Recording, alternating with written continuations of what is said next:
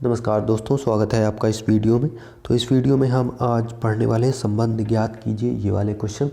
तो चलिए इस वीडियो को स्टार्ट करते हैं बिना किसी देरी के। तो आज हम यहाँ पे 5 क्वेश्चन पढ़ने वाले हैं रीजनिंग के। तो चलिए स्टार्ट करते हैं इस वीडियो को। तो यहाँ पे देखिए दोस्तों, यहाँ पे हमारा सबसे पहला क्वेश्चन है F/216 रेशियो L। तो यहाँ पे हमें कैसे सॉल्व करना है। यहाँ पे हमें ये देखिए F लिखा हुआ है, 216 लिखा हुआ है, L लिखा हुआ है और हम यहाँ पे अगली संख्या यहाँ पे हमें फाइंड करनी है। तो यहाँ पे आप ये सोच रहे होंगे कि यहाँ पे F का मतलब क्या है और यहाँ पे L का मतलब क्या है। तो चलिए इसके मतलब को जानते हैं। सबसे पहले देखिए दोस्तों, रीजनिंग में एक इम्पॉर्टेंट कंसेप्ट होता है ABCD, यानी A से Z तक हम किन संख्याओं को क्या क्या बोलते हैं। ठीक है, अगर कहीं पे A लिखा हो तो हम उसे क्या बोलेंगे, किस नंबर से लिखेंगे। तो यहाँ पे देखिए मैं सारे ABCD A से Z तक मैं पूरा यहाँ पे आपको लिख कर बताने वाला हूँ। ABCD E F G H I J K L M N O P Q R S T U V W X Y Z। तो यहाँ पर मैंने A से Z तक यहाँ पर मैंने इसे लिख लिया है। अब देखिए कहीं पर अगर हमें रीजनिंग में A दिखाई देता है, अगर A लिखा होता है तो उसका मतलब क्या होता है। तो उसका मतलब दोस्तों यहाँ पे होगा कि हम गिनती 1 से शुरू करेंगे। यहाँ पर A को हम 1 मान लेते हैं। 1 2 गिनती से हमें यहाँ पे 1 से लेकर जहाँ तक भी ये Z तक आए तो हमें वहाँ तक हमें लिख लेना है। A के ऊपर 1 लिख लेना है, B के ऊपर 2, C के ऊपर 3, D के ऊपर 4, E के ऊपर 5, F के ऊपर 6, G के ऊपर 7। इसी तरह से हमें सारी गिनती यहाँ पे लिखते रहना है क्रम बाई क्रम।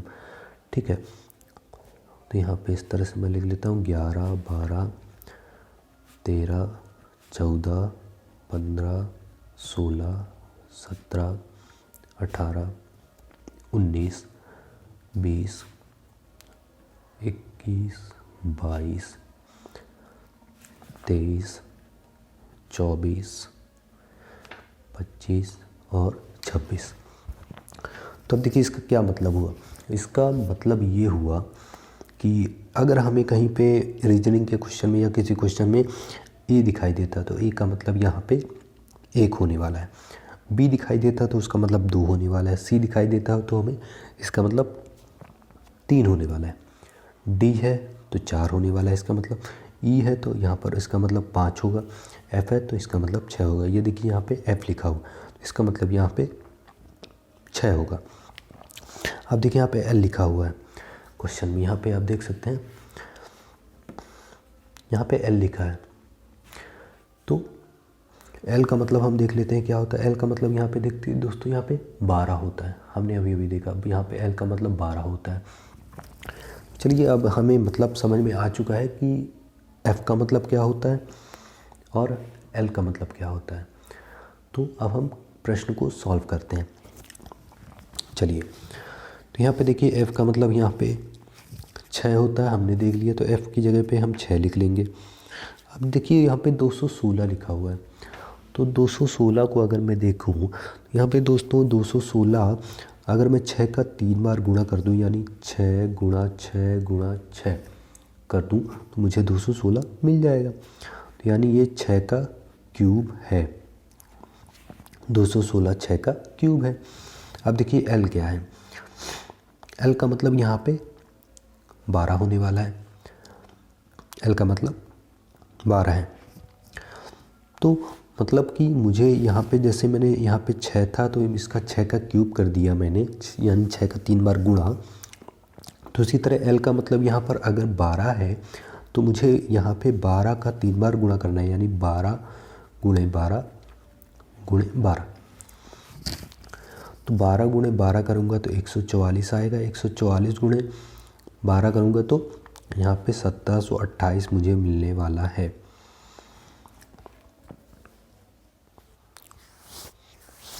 ठीक है, तो इस यहाँ पे 1728 मिलने वाला है, यानी यहाँ पर मैंने 6, यहाँ पे एफ का मतलब 6 था, यहाँ पे 6 का क्यूब 216 होता है। उसी तरह एल का मतलब 12 था, तो यहाँ पे 12 का क्यूब यहाँ पे 1728 होने वाला है, तो यानी 1728 हमारा आंसर होने वाला है। तो ये देखिए ऑप्शन ए हमारा 1728 है, तो यही हमारा आंसर होने वाला है।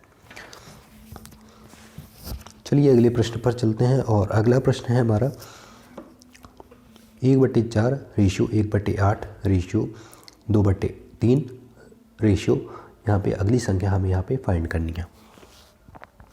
तो हम यहाँ पे कैसे फाइंड करेंगे? तो आप देख सकते हैं 1/4 लिखा है, यानी अब यहाँ पर 1/8 लिखा है, यानी 1/4 गुणा 1/2 हो रहा है, यानी इसका दुगना। तो यहाँ पर मुझे 1/8 मिल जाएगा, 4 गुणा 2, और यहाँ पे 8 मिल जाएगा। इस संख्या का दुगना हो रहा है।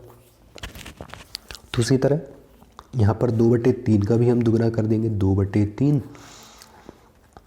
गुणा 1/2। तो यहाँ पे कितना आ जाएगा 2, और यहाँ पर 3 गुणा 2 यानी 6। ये इसे हम काट देंगे, तो 2 एकम 2, 2 तिहाई 6, यानी 1/3 यहाँ पे हो जाएगा। तो चौथी संख्या यहाँ पे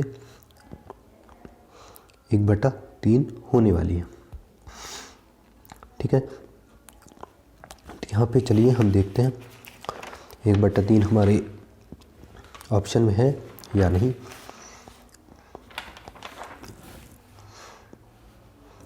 यहाँ पे गलती से मैंने 2/3 लिख दिया था, यहाँ पर 1/3 यहाँ पर होना चाहिए, तो 1/3 यहाँ पर सही आंसर होने वाला है।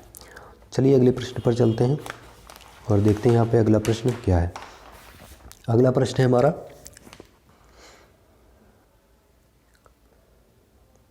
अगला प्रश्न है हमारा 9/25/49। तो ये हमारा अगला प्रश्न है। तो अगले प्रश्न में हम देखते हैं कि हम इसे कैसे सॉल्व करेंगे। यहाँ पे देखिए 9 को अगर मैं देखूँ तो यहाँ पे 9 क्या होता है, 3 का स्क्वायर होता है। ये 9 जो है यहाँ पे 3 का स्क्वायर होता है। 25 को देखूँ तो 25 अगर देखें तो यहाँ पर 25 जो होता है 3 + 2 यानी 5, इसका स्क्वायर में कर दूँ तो मुझे 25 मिल जाएगा। 9 जो होता है 3 का स्क्वायर होता है, और 25 जो होता है अगर मैं 3 + 2 यानी 5 कर दूँ और इसका स्क्वायर कर दूँ तो मुझे यहाँ पे 25 मिल जाता है। उसी प्रकार अब मुझे सोचना है कि यहाँ पे 49 किसका स्क्वायर होता है। तो 49 होता है यहाँ पे 7 का स्क्वायर होता है। जिस तरह मैंने यहाँ पे 3 + 2 किया, यहाँ पर 3 का स्क्वायर 9 होता है और 3 + 2 का स्क्वायर यहाँ पे 25 हो जाता है। जिस प्रकार मैंने यहाँ पर +2 और इसका स्क्वायर कर दिया, तो उसी प्रकार मुझे यहाँ पर 7 + 2 और इसका स्क्वायर करना होगा। 7 का स्क्वायर यहाँ पे 49 हुआ, और 7 + 2 का 2 यानी 9, 9 का स्क्वायर यहाँ पे 81। यहाँ पे 81 हमारा आंसर होने वाला है। तो 81 ये देखिए चौथा ऑप्शन हमारा सही आंसर है। एक बार फिर से हम इसे समझ लेते हैं यहाँ पे कैसे हमें सॉल्व करना है। ये देखिए यहाँ पे 9 जो लिखा है यहाँ पे, तो ये होता है 3 का स्क्वायर। 25 लिखा है यहाँ पे, तो 25 होता है 5 का स्क्वायर। 3 + 2 हमने किया तो हमें 5 मिल गया, 5 का स्क्वायर यहाँ पे 25 हो गया। अब देखिए यहाँ पे 49 लिखा हुआ है, तो 49 जो लिखा हुआ है तो यहाँ पे 49 किसका स्क्वायर होता है, ये हमें पहले सोचना होगा।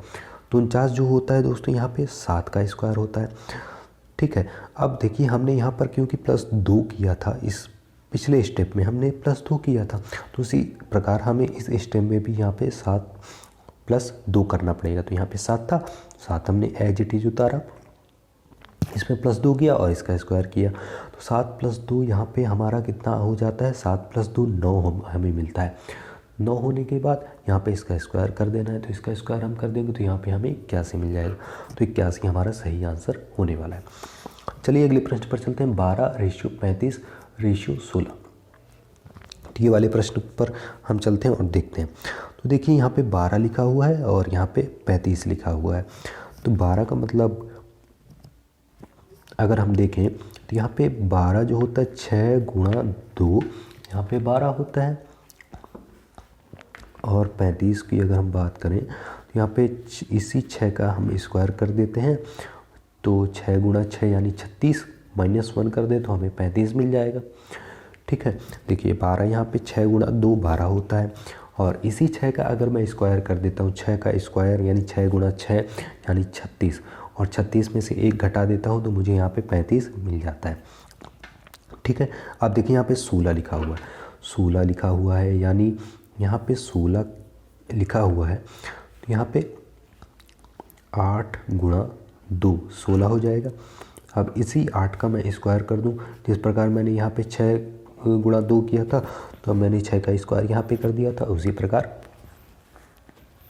यहाँ पे मैं 8 का स्क्वायर कर दूंगा। तो 8 का स्क्वायर कितना होगा, 8 गुणा 8 यानी 64, और इसका -1 करना है मुझे, तो -1 मैंने यहाँ पर किया था, तो उसी प्रकार -1 मैं यहाँ पे कर दूंगा। तो -1 यानी यहाँ पे 63 मुझे मिलने वाला है। तो 63 इसका सही आंसर हो जाएगा। ठीक है, एक बार हम फिर से इस प्रश्न को समझ लेते हैं।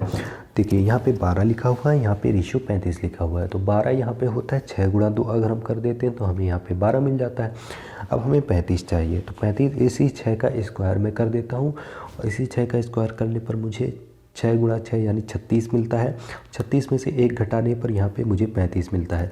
जो मेथड मैंने यहाँ पे लगाया पिछले स्टेप में, वही मेथड मैं यहाँ पे लगाऊंगा। तो अब देखिए यहाँ पे 16 लिखा हुआ है, 16 को हम कैसे ला सकते हैं, 8 गुणा 2 मैं कर दूँ तो यहाँ पे 16 मुझे मिल जाता है।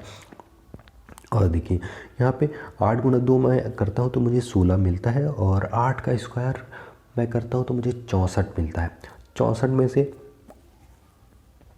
-1 यहाँ पे मैं घटा देता हूँ तो मुझे यहाँ पे 63 मिल जाता है। अब हमें ऑप्शन देखना है कि ऑप्शन में वो है, ये जो हमारा आंसर है वो है या नहीं। तो ऑप्शन में हमारा आंसर 63 यहाँ पे आ रहा है, यानी हमारा जो आंसर है वो बिल्कुल करेक्ट है। चलिए अगले प्रश्न पर चलते हैं और देखते हैं। यहाँ पे अगला प्रश्न है 5वां प्रश्न। ये है हमारा 122 रेशियो 170 रेशियो 290, और अगली संख्या हमें यहाँ पे फाइंड करनी है। तो 122 लिखा हुआ है, 170 लिखा हुआ है, और यहाँ पर 290 लिखा हुआ है। तो इसे हम कैसे करेंगे, तो यहाँ पर देखिए कि 122 जो है यहाँ पर, ये 122 जो है ये, और 170 जो यहाँ पे जो लिखा हुआ है, तो 122 हम कैसे ला सकते हैं ये हमें सोचना है।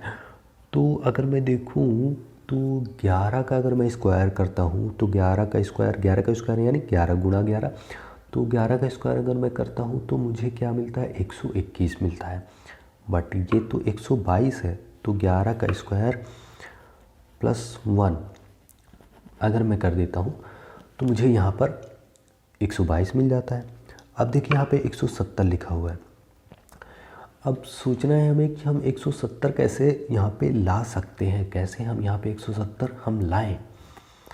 तो देखिए मैंने यहाँ पे 11 का स्क्वायर +1 किया तो यहाँ पे 122 मुझे मिला।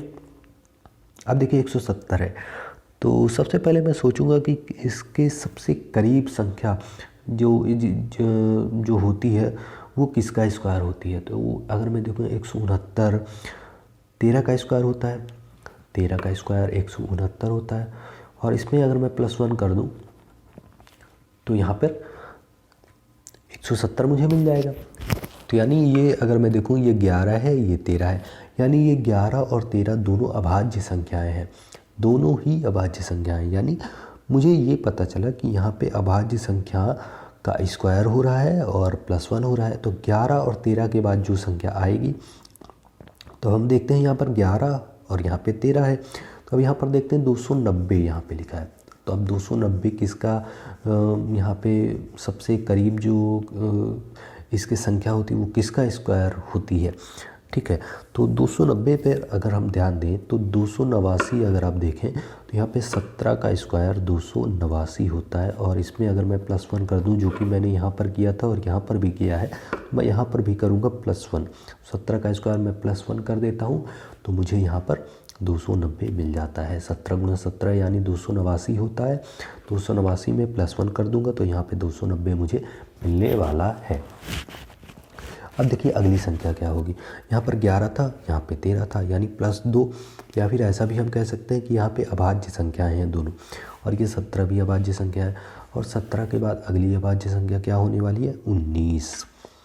तो 17 के बाद अगली अभाज्य संख्या जो होगी 19 होगी। ठीक है, तो यहाँ पे 19 का स्क्वायर अगर मैं करूँ, यहाँ पे जैसे कि मैंने यहाँ पे 17 का स्क्वायर किया है, तो यहाँ पर 19 का स्क्वायर करूँ और यहाँ पे +1 करूँ, क्योंकि मैंने यहाँ पर +1 किया है। तो 19 का स्क्वायर +1 करूँ तो 19 × 19 यहाँ पे जो होता है वो 361 होता है, और 361 में +1 मैं यहाँ पे जोड़ देता हूँ तो मुझे कितना मिलेगा, 362 मुझे यहाँ पे मिलेगा। 362 मुझे मिलेगा, तो यहाँ पे 362 मेरा आंसर होने वाला है, जो कि यहाँ पे ऑप्शन नंबर 4 में यहाँ पे है। तो ये हमारा सही आंसर होने वाला है। तो चलिए एक बार फिर से इस प्रश्न को समझ लेते हैं। ये प्रश्न जो है कि यहाँ पे लिखा है 122 रेशियो 170 रेशियो 290, और यहाँ पे अगली संख्या हमें यहाँ पे फाइंड करनी है। तो देखिए 122 जो लिखा हुआ है, तो हमें देखना है कि ये किसका स्क्वायर होता है या किसके स्क्वायर के करीब होता है। यहाँ पर देखिए अगर मैं 121 की बात करूँ तो यहाँ पे 11 का स्क्वायर यहाँ पे 121 होता है, और 121 में मैं +1 यहाँ पे जोड़ दूंगा तो मुझे यहाँ पे 122 मिल जाएगा। अब देखिए 170 के आसपास ऐसी कौन सी संख्या है जो किसी का स्क्वायर होती है, और यहाँ पे देखें कि 13 का स्क्वायर अगर मैं करूँ तो यहाँ पे 13 का स्क्वायर 169 होता है। 169 में अगर मैं +1 कर दूँ तो यहाँ पे मुझे 170 मिल जाता है।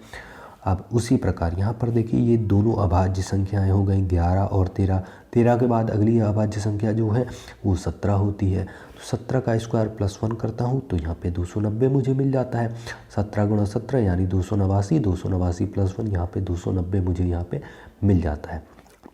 अब देखिए यहाँ पे 19 का स्क्वायर, यहाँ पे 17 के बाद अगली अभाज्य संख्या जो होती है वो होती है 19। दोस्तों अभाज्य संख्या वो होती है जिसका किसी से भी कोई भाग नहीं जाता है, यानी अगर हम किसी से भी भाग देंगे किसी भी संख्या से तो हमारा शेष फल हमें मिलता है, शेष फल बचता है, तो वो कहलाती है अभाज्य संख्या। तो यहाँ पे देखिए यहाँ पे 19 का स्क्वायर अगर मैं कर रहा हूँ और +1 करता हूँ, 17 के बाद अगली अभाज्य संख्या 19 होने वाली है। ठीक है, 19 का स्क्वायर मैं करूं और +1 कर दूं तो मुझे जो भी मिलेगा वो मेरा आंसर होने वाला है। तो यहाँ पे मुझे 19 का स्क्वायर और +1 करने पर मुझे 362 मिलता है। तो 362 हमें देखना है कि ये संख्या आंसर में है या नहीं।